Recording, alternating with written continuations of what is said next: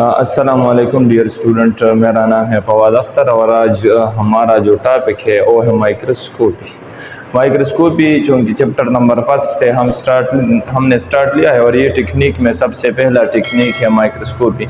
अगर वर्ड को हम देखें तो ये वर्ड क्या है, माइक्रोस्कोपी। तो माइक्रो का अगर हम देखें तो माइक्रो का मतलब है स्मॉल और स्कोपी का मतलब है टू लुक। अब इस टेक्निक में अगर हम इस टेक्निक की बात करें तो हम इसको सिंपली कैसे डिफाइन कर सकते हैं, it is the art of using microscope. और सिंपली ये कह सकते हैं it is the technique which is use to view small object. ठीक है, अगर इसके डिफिनीशन पे हम आए तो माइक्रोस्कोपी का मतलब क्या है, it is a technique use to see small size object which can't be seen with naked eyes। अब naked eyes का क्या मतलब है? फॉर एग्जाम्पल अगर आप कोई हेल्पिंग मटेरियल यूज़ नहीं करते और एक चीज़ आपको नज़र नहीं आती तो इसको हम क्या कहेंगे, माइक्रोस्कोपिक या स्मॉल साइज ऑब्जेक्ट। ठीक है, अब माइक्रोस्कोपी में जो इंस्ट्रूमेंट यूज़ होता है उसको कहते हैं माइक्रोस्कोप। तो माइक्रोस्कोप क्या है, अगर माइक्रो वर्ड को हम देखें तो माइक्रो का मतलब है स्मॉल और स्कोप का मतलब है टू लुक एट। तो इस वर्ड का मतलब होगा to look at small object. अब ये स्मॉल ऑब्जेक्ट कितने होने चाहिए या कितने साइज इसका होना चाहिए, तो इसका साइज जो होगा वो ये है कि आपको आई से नज़र नहीं आएंगे। नेक्ड आइज मतलब खुली आंखों से आप इसको नहीं देख सकते। माइक्रोस्कोप के टाइप्स पे जाने से पहले दो टर्मिनोलॉजीज याद रखनी चाहिए, एक है रिजोल्यूशन, रिजोल्यूशन क्या है, और दूसरा है मैग्निफिकेशन। अब अगर रिजोल्यूशन की बात हम करें तो रिजोल्यूशन ये एबिलिटी है माइक्रोस्कोप की जिसके बेस पे microscope closely place object, minimum distance पे जो ऑब्जेक्ट होंगे उसको डिस्टिंग्विश करेगा as different separate object. For example अगर मैं अपनी आइज़ की बात करूँ और ये उंगलियां इस तरह करूँ तो इसमें मुझे क्लियर डिस्टिंग्विशिंग या डिफरेंशिएशन नज़र आता है, लेकिन अगर इसको मैं कंबाइन करके देखूँ तो इसमें फिर क्या होगा, मैं इसको डिफरेंशिएट नहीं कर सकता। अगर इसके ऊपर मैं कलर लगा दूँ तो ये क्लोजली प्लेस्ड ऑब्जेक्ट में डिफरेंशिएशन को जाहिर करता है कि ये दोनों सेपरेट ऑब्जेक्ट हैं। तो ये एबिलिटी है माइक्रोस्कोप की कि डिफरेंशिएट करे क्लोजली प्लेस ऑब्जेक्ट में। और अगर मैग्निफिकेशन की बात हम करें तो एक होता है एक्चुअल साइज और दूसरा होता है अपीरेंट साइज। अपीरेंट साइज जो है जो आपको लेंस इनलार्ज करके देता है या जो टाइम भी होता है इसको हम क्या कहते हैं, अपीरेंट साइज। तो मैग्निफिकेशन की अगर हम बात करें तो ये माइक्रोस्कोप का ओ पावर है जिसके बेस पे ये एक ऑब्जेक्ट को इनलार्ज करके उसका इमेज प्रोड्यूस करता है। तो ये बेसिकली कंसिडर करते हैं हम टाइम्स में। तो अगर इसको दूसरे टर्म्स में डिफाइन करें तो ये रेशियो होगी एक्चुअल साइज ऑफ ऑब्जेक्ट की टूवर्ड इट्स अपीरेंट साइज। ठीक है, तो इन दोनों बेस पे पर हम माइक्रोस्कोप को डिवाइड करते हैं या माइक्रोस्कोप के टाइप्स जो है वो इन दोनों बेसिस पे है कि एक माइक्रोस्कोप का रिजोल्यूशन पावर कितना है, मेन के वो कितने क्लोजली प्लेस ऑब्जेक्ट को डिफरेंशिएट कर सकता है, और दूसरा है इसका मैग्निफिकेशन पावर के एक एक्चुअल साइज ऑब्जेक्ट को कितना इनलार्ज करके उसका इमेज प्रोड्यूस करता है। तो ये दोनों जो है इसके बेस पे पर हम क्या करते हैं, माइक्रोस्कोप की क्लासिफिकेशन करते हैं। अब अगर हम टाइप ऑफ माइक्रोस्कोप की बात करें इन दोनों चीज़ों के बेस पे तो 3 टाइप ऑफ माइक्रोस्कोप जो है वो नॉर्मली प्रेजेंट है। एक होता है सिंपल माइक्रोस्कोप, दूसरा है कंपाउंड माइक्रोस्कोप और तीसरा है इलेक्ट्रॉन माइक्रोस्कोप। ये दो माइक्रोस्कोप जो सिंपल माइक्रोस्कोप है और कंपाउंड माइक्रोस्कोप है ये यूज करता है लाइट को as a source of energy for object illumination, और दूसरा जो है इलेक्ट्रॉन माइक्रोस्कोप ये बीम ऑफ इलेक्ट्रॉन को यूज करता है। ठीक है, तो सिंपल माइक्रोस्कोप का अगर हम देखें इसको आप कह सकते हैं एज ए मैग्नीफाइंग ग्लास, जो नॉर्मली कमर्शियल में या आप जो लाइफ बॉय का जो सेफ गार्ड के जो कमर्शियल होते हैं उसमें जो ग्लास आपको दिखाते हैं जरासीम को फाइंड करने के लिए, वो बेसिकली क्या है, वो सिंपल माइक्रोस्कोप है। अब अगर हम सिंपल माइक्रोस्कोप की बात करें तो इसमें सिंगल एक कन्वेक्स लेंस होगा इनलार्जमेंट ऑफ इमेज के लिए। मैग्निफिकेशन पावर जो है वो सिंपल माइक्रोस्कोप का है 500x। x किस चीज को रिप्रेजेंट करता है, अगर हम इस x को ट्रेस करें तो x का मतलब है टाइम्स। तो टाइम्स का मतलब क्या है कि फॉर एग्जांपल आप इससे एक ऑब्जेक्ट को देख रहे हैं और एक उसका एक्चुअल साइज है 1 mm, तो ये आपको वो चीज़ कितना देगा, 500 mm का देगा। मतलब ये है कि एक ऑब्जेक्ट को 500 टाइम उसके रियल ऑब्जेक्ट से एनलार्ज करके आपको इसका इमेज प्रोड्यूस करेगा। रिजोल्यूशन पावर की अगर हम बात करें तो रिजोल्यूशन पावर है 0.4 माइक्रोमीटर टू 0.7 माइक्रोमीटर, या आप लिख सकते हैं 400 नैनोमीटर टू 700 नैनोमीटर, ये इसका रिजोल्यूशन पावर है। मतलब अगर इस डिस्टेंस पे दो चीज़ें पड़ी हो तो वो इसको डिफ्रेंशिएट करेगा, ये माइक्रोस्कोप उसको डिफ्रेंशिएट करके आपको इसकी रीडिंग देगा। दूसरा है कंपाउंड माइक्रोस्कोप। तो कंपाउंड माइक्रोस्कोप बेसिकली एक होता है जिसमें लैंप लगा होता है, अपना लैब में यूज़ कर सकते हैं आप, और दूसरा है जो नेचुरल सोर्स आप लाइट को यूज़ करते हो तो उसमें लैंप की जगह मिरर होता है। ये बेसिकली अगर पिक्चर को हम देखें तो ये मैंने कंपाउंड माइक्रोस्कोप शो किया है, तो अगर ये मिरर बेस है तो ये नेचुरल लाइट को यूज़ करेगा। इसके अलावा इसमें लैंप भी हो सकता है, नॉर्मल जो ऑर्डिनरी लैंप होगा तो उसकी लाइट को भी यूज़ कर सकता है। अब अगर कंपाउंड माइक्रोस्कोप की हम बात करें तो ये इसको कंपाउंड माइक्रोस्कोप ही इसलिए कहते हैं कि ये एट अ टाइम 2 लेंसेज को यूज़ करता है इमेज प्रोडक्शन के लिए, आपको रीडिंग देने के लिए या माइक्रोस्कोपी के लिए। तो 2 लेंसेज होंगे, एक होगा आई पीस और दूसरा होगा ऑब्जेक्टिव लेंस। आई पीस को एक दूसरे नाम से भी पुकारा जाता है, उसको कहते हैं ऑकुलर लेंस, ऑकुलर लेंस और आई पीस, और दूसरा है ऑब्जेक्टिव लेंस। अब आई पीस कौन सा है और ऑब्जेक्टिव लेंस कौन सा है, तो ये नाम से जाहिर है। अगर आई पीस की हम बात करें तो ये ओ लेंस है जो आपकी आई की तरफ आता है, तो ये वाला जो लेंस होगा ये क्या होगा, ये आई पीस होगा। दूसरा ऑब्जेक्टिव लेंस, ये ओ लेंस है जो आपके बायोलॉजिकल सैंपल या जो सैंपल आप स्टडी करते हैं उसके साइड पे आता है, उसको हम क्या कहते हैं, ऑब्जेक्टिव लेंस, या इसको आप दूसरा नाम दे सकते हैं स्पेसिमेन लेंस। जो बायोलॉजिकल सैंपल होते हैं उसको हम क्या कहते हैं, नॉर्मल स्पेसिमेन। तो ऑब्जेक्टिव लेंस कौन सा होगा, ये वाला ऑब्जेक्टिव लेंस होगा जो टुवर्ड स्टेज होगा। एक आपका है टुवर्ड आई, ओ आई पीस है, दूसरा है टुवर्ड स्टेज, तो वो है objective piece.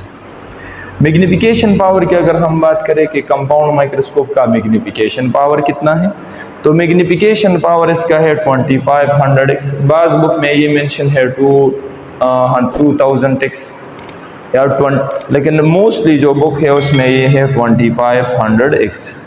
x again time के लिए यूज़ होता है। इसमें आपके साथ एक ऑप्शन है, एक चॉइस है कि आप इससे मुख्तलिफ मैग्निफिकेशन पावर ले सकते हैं। तो उसका मैग्निफिकेशन पावर अगर आप बुक को खोल के दे तो उधर एक टेबल दिया होगा आपको, तो इसका मैग्निफिकेशन पावर डिपेंड करता है कि इसके आई पीस में, मतलब इस वाले लेंस का कितना टाइम ये आपको एनलार्ज करके इमेज देता है। आई ये 5x है, 10x है और 15x है। और दूसरा है ऑब्जेक्टिव लेंस, तो ये ऑब्जेक्टिव लेंस पे भी डिपेंड करता है कि ऑब्जेक्टिव लेंस कितना है इसका।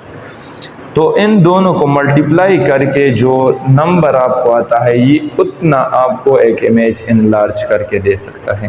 फॉर एग्जांपल अगर मैं देख लूँ कि फॉर एग्जांपल एक माइक्रोस्कोप है, उसमें आई पीस का जो लेंस है वो 5x है और ऑब्जेक्टिव लेंस का लेंस जो है उसका साइज है 15x।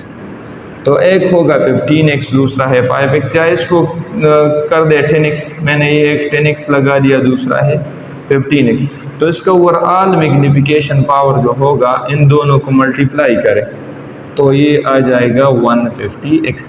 तो ये इस मैग्निफिकेशन पावर पे ऑपरेट करेगा। अब अगर इन लेंसेज की आप मैग्निफिकेशन पावर चेंज करें या लेंसेज चेंज करें तो इसके बेस पे ये आपको एनलार्ज इमेज दे सकता है। तो इसमें आपके साथ ये चॉइस है कि आप मुख्तलिफ रिजोल्यूशन के इमेजेस, सारी मैग्निफिकेशन के इमेजेस आप इससे प्रोड्यूस कर सकते हैं।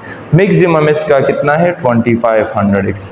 और रिजोल्यूशन पावर की अगर हम बात करें तो ये 250 नैनोमीटर है या 250 नैनोमीटर से ज़्यादा है, तो उसको ये आपको डिफ्रेंशिएट करके देगा कि ये दोनों अलग अलग ऑब्जेक्ट है। अगर डिस्टेंस की कितना हो 250 नैनोमीटर या इससे ज़्यादा हो तो इसको ये कंपाउंड माइक्रोस्कोप का क्या होगा, रिजोल्यूशन पावर होगा। तीसरे नंबर पे जो माइक्रोस्कोप आता है वो है इलेक्ट्रॉन माइक्रोस्कोप। तो इलेक्ट्रॉन माइक्रोस्कोप जैसे है, इधर मैंने डिस्कस किया कि ये दो माइक्रोस्कोप जो सिंपल माइक्रोस्कोप है और कंपाउंड माइक्रोस्कोप है, ये यूज़ करता है लाइट को as a source of energy, और ये इलेक्ट्रॉन माइक्रोस्कोप किस चीज़ को यूज़ करता है, इलेक्ट्रॉन बीम को फॉर इल्यूमिनेशन ऑफ ऑब्जेक्ट। अब इलेक्ट्रॉन माइक्रोस्कोप क्या है? It is a type of microscope which used electron to view object और electron beam to view object. इसकी मैग्निफिकेशन पावर अगर हम देखें तो ये है 1 मिलियन। आपके बुक के हिसाब से KPK बुक के पे अगर हम जाए तो उसमें ये क्या है, 1 मिलियन टाइम्स इसका मैग्निफिकेशन पावर है। मतलब ये है कि एक ऑब्जेक्ट को आप स्टडी कर रहे हैं और इसका साइज ये आपको 1 मिलियन टाइम एनलार्ज करके देगा। फॉर एग्जांपल अगर सेल है और उसका साइज है 2 माइक्रोमीटर लेट सपोज, तो आपको ये कितना देगा, ये उसको एनलार्ज करके आपको 20 मिलियन माइक्रोमीटर तक इसकी मैग्निफिकेशन पावर दे सकता है, मैग्नीफाई करके दे सकता है एक्चुअल साइज के बेस पे। तो ये है मैग्निफिकेशन इसका कि एक ऑब्जेक्ट को, एक स्पेसिमेन को ये 1 मिलियन टाइम क्या करेगा, एनलार्ज करेगा। अब रिजोल्यूशन मैंने इसके अंदर डिस्कस नहीं किया क्योंकि इलेक्ट्रॉन माइक्रोस्कोप के फर्दर टाइप्स है। फॉर एग्जांपल आपके साथ है scanning electron microscope, transmission electron microscope, या इसके अलावा दूसरे टाइप के भी है, एटॉमिक फोर्स माइक्रोस्कोप उसको कहते हैं AFM, दूसरा है ESEM environmental scanning electron microscope. तो इसके टाइप ज़्यादा है, लेकिन रेजोल्यूशन में जो बुक में है आपके साथ वो दो है, एक है सिम इन स्कैनिंग इलेक्ट्रॉन माइक्रोस्कोप, दूसरा है डियर स्टूडेंट्स वो है टिम इन ट्रांसमिशन इलेक्ट्रॉन माइक्रोस्कोप। अब अगर सिम की हम बात करें तो ये आपको क्या करेगा, ये आपको रीडिंग देगा सरफेस स्टडी। सरफेस स्टडी क्या है, एक ऑब्जेक्ट की आप मॉर्फोलॉजी स्टडी करना चाहते हैं, मॉर्फोलॉजी को स्टडी करने के लिए हम क्या यूज़ करते हैं, scanning electron microscope. For example जिस तरह आप एक फोटोकॉपी बनाते हैं और उसका पहले स्कैन लेते हैं, तो स्कैन में क्या रीडिंग आती है, जो सरफेस पे लिखा है वो स्कैन में आ जाता है, उसके बाद आप उसकी फोटोकॉपीज बना देते हैं। स्कैनर आपको ये नहीं बताता कि ये कागज़ जो है ये किस मटेरियल से बना है, सिर्फ सरफेस को स्कैन करके उस पर जो लिखाई होती है वो आपको देता है। तो सिम की किस चीज़ के लिए यूज़ होता है, ये सरफेस स्टडी ऑफ ऑब्जेक्ट के लिए यूज़ होता है। या आप कह सकते हैं सिंपली, अगर सरफेस स्टडी के बजाय मैं लिख दूँ मॉर्फोलॉजी, तो मॉर्फोलॉजी भी सरफेस स्टडी को कहते हैं। तो मॉर्फोलॉजी के लिए ही यूज़ होता है। दूसरी बात यह है कि ये आपके 3D इमेज प्रोड्यूस करके देता है, एक ऑब्जेक्ट को 3D व्यू में प्रेजेंट करता है। और रिजोल्यूशन इसका जो है तो मैक्सिमम बुक में है ये 2 नैनोमीटर है, लेकिन बाज़ बुक में ये है 2 to 3 नैनोमीटर, तो इसलिए मैंने रेंज में लिखा है 2 to 2.3 नैनोमीटर, ये इसका रिजोल्यूशन पावर है। अगर इस माइक्रोस्कोप से हम सरफेस की स्टडी करते हैं तो दूसरा इधर एक एम्बिग्विटी आ जाती है, वो ये है स्टूडेंट का जो मेन क्वेश्चन होता है वो ये होता है कि ये बीम ऑफ इलेक्ट्रॉन को यूज़ करते हैं, तो बीम ऑफ इलेक्ट्रॉन तो सैंपल से पास आउट होंगे, तो इसके लिए हम सैंपल को ट्रीट करते हैं सरफेस कोटिंग मटेरियल से। तो जो mostly surface coating material use होते हैं वो है गोल्ड और टंगस्टन, तो ये दोनों सैंपल कोटिंग के लिए यूज़ होते हैं। इसके बाद आप 3D इमेज प्रोड्यूस करते हैं। दूसरा जो टाइप है जो बुक में मेंशन है वो है ट्रांसमिशन इलेक्ट्रॉनिक माइक्रोस्कोप, या सिंपली आप इसको क्या कहते हैं, टिम, ट्रांसमिशन इलेक्ट्रॉनिक माइक्रोस्कोप। तो ये प्रोवाइड करता है आपको डिटेल ऑफ इंटरनल स्ट्रक्चर, एक स्पेसिमेन की या एक ऑब्जेक्ट की आपको क्या देगा, इंटरनल स्ट्रक्चर की स्टडी देगा कि इस सैंपल के या इस स्पेसिमेन के अंदर, फॉर एग्जांपल आप एक सेल को स्टडी करते हैं तो सेल के अंदर आपके पास क्या होगा, माइटोकॉन्ड्रिया क्या होगा, गल्जी बॉडीज होगी, राइबोसोम्स वगैरह, जो सेल ऑर्गेनेलिज है या जो एंडोमेम्ब्रेन सिस्टम है, फॉर एग्जांपल जिसमें आता है न्यूक्लियस है, एंडोप्लाज्मिक रेटिकुलम है, गल्जी बॉडीज है, इसको कलेक्टिवली आप कहते हैं एंडोमेम्ब्रेन सिस्टम। तो फॉर एग्जांपल आप उसको स्टडी करते हैं तो वो सेल के अंदर, वो सेल की एनाटमी है, आप सेल की एनाटमी स्टडी करते हैं, तो उसके लिए हम क्या यूज़ करते हैं, ट्रांसमिशन इलेक्ट्रॉन माइक्रोस्कोप। अब अगर सेम इस एंडोमेम्ब्रेन सिस्टम को हम बाहर से देखें कि इसका लोकेशन किधर किधर है, या ये बाहर से आपको किस तरह का अपीयरेंस देते हैं, तो उसके लिए हम क्या यूज़ करते हैं, सिम। ठीक है, तो इंटरनल स्टडी के लिए हम टिम को यूज़ करते हैं, और जो सर्विस स्टडी है उसके लिए हम किस चीज़ को यूज़ करते हैं, सिम को यूज़ करते हैं। तो ये डिटेल आपको प्रोवाइड करेगा इंटरनल स्ट्रक्चर या इंटरनल कंपोजिशन ऑफ ऑब्जेक्ट। और प्रोड्यूस, ये जो इमेज प्रोड्यूस करता है वो 2D प्लेन में होता है, मोस्टली 2D प्लेन में इसका इमेज होगा। रिजोल्यूशन पावर की अगर हम बात करें तो 0.2 नैनोमीटर, ये मोस्टली बुक में मेंशन है कि इसका रिजोल्यूशन पावर क्या है, 0.2 नैनोमीटर।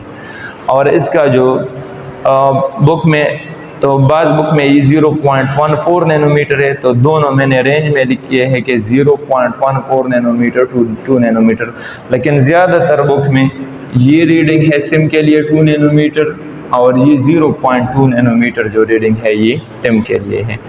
अब इसको जब अगर आप इंटरनल स्टडी को यूज़ करते हैं, टिम से हम किस ऑब्जेक्ट को इंटरनली स्टडी करते हैं। अब मसला क्या होगा, अगर इसकी ट्रीटमेंट हम कोटिंग से करें तो फिर तो इलेक्ट्रॉन पास आउट नहीं होंगे, सिंपल सी बात है। तो इंटरनल स्टडी के लिए हम सैंपल को स्टेन करते हैं, स्टेन को हम प्रोड्यूस करते हैं। फॉर एग्जांपल एनालिन ब्लू है, फंगल हाइपी के लिए यूज़ होता है, या फॉर एग्जांपल ब्रोमाक्स कार्बन है, तो उसको हम बोराक्स कार्बन को हम किस चीज़ के लिए यूज़ करते हैं, न्यूक्लियस की स्टडी के लिए, न्यूक्लियस की स्टेनिंग के लिए। तो इसके लिए ऑब्जेक्ट स्टेन होगा और इसके लिए जो ऑब्जेक्ट है वो क्या होगा, कोटेड होगा। तो एक के लिए हम कोटिंग करेंगे, एक के लिए हम क्या करेंगे, स्टेनिंग करेंगे। ठीक है, स्टेनिंग नेक्स्ट टेक्निक है हमारी वीडियो का।